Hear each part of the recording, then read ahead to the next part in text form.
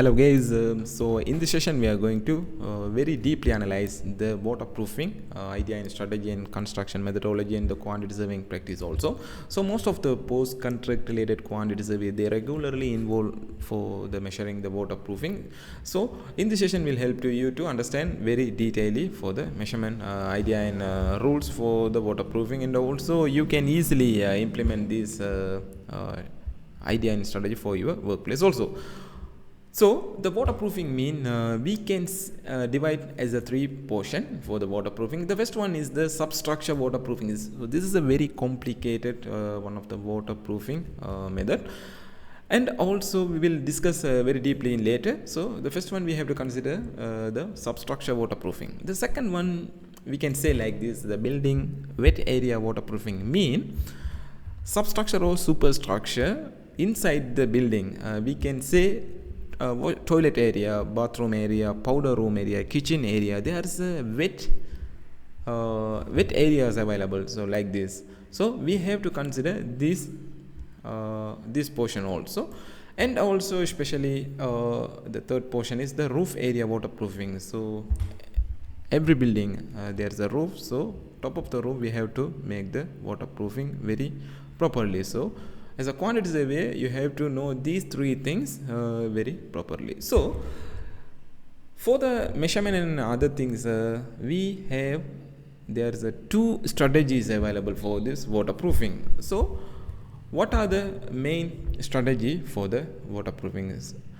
Strategy number one, you can see here, strategy number one, we have to consider the waterproofing for especially vertical portions. The strategy number two is the horizontal portion. Right, now I will going to detailedly explain for these strategies what is the vertical portion and also the horizontal portion. Right, now I will move to this section. So this is one of the concrete structure for the substructure. So these are the piles, and also it's connected with one of the raft, and also there is another concrete elements also available. So you can see here the waterproofing they mention with the arrow. So there is a waterproofing for the yellow color line. Right, you can see here the yellow color line is going to like this, and also it's going like so. There's a horizontal portion, and also you can see here there is a vertical portion. Right, now you can see here in the horizontal portion, before place the waterproofing, there is a 100 millimeter thickness street concrete below the waterproofing. So first this one is the compacted soil, and also we have to cast the screed concrete first 100 millimeter, then the waterproofing will be placed. After, you can see here there's another screed concrete, there's 50 millimeter. So this is the horizontal waterproofing idea and strategies for the high-rise building. So this is horizontal waterproofing idea and strategy. And also you can see here the vertical portion, the waterproofing, the yellow color dotted lines come like this, and you can see here there is a concrete elements here, and the waterproofing they make like this dotted line, yellow color dotted lines. After, you can see here the left side there is another block work construction. So if compare with these two, vertical and horizontal waterproofing idea and strategies and the construction methodology also, there is 100% totally different for the waterproofing, the horizontal portion and also the vertical portion. So that's why we discuss, if you are going to work any other waterproofing related thing, you have to consider the waterproof vertical portion separately and also the horizontal portion separately, because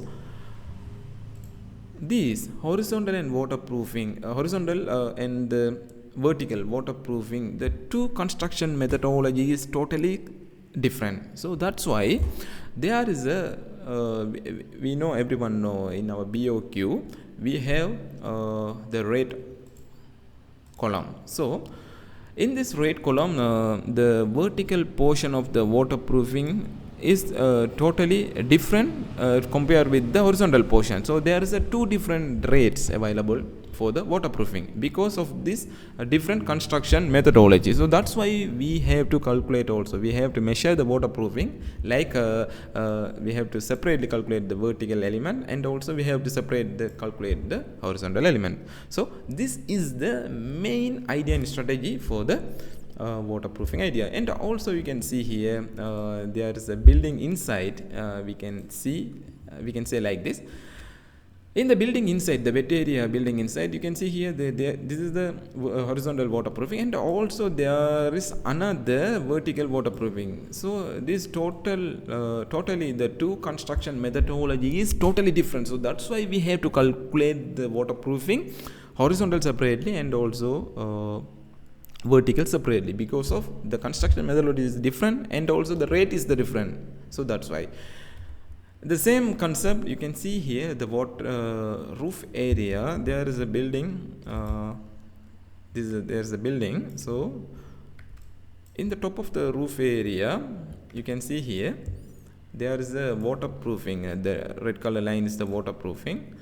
So above this red color line, there is another screed concrete something, and also we have to consider the vertical also. So there is a totally different construction practices for the waterproofing. So that's why as a quantity surveyors we have to consider the waterproofing measurement by these two strategies, like vertical portion and also horizontal portion.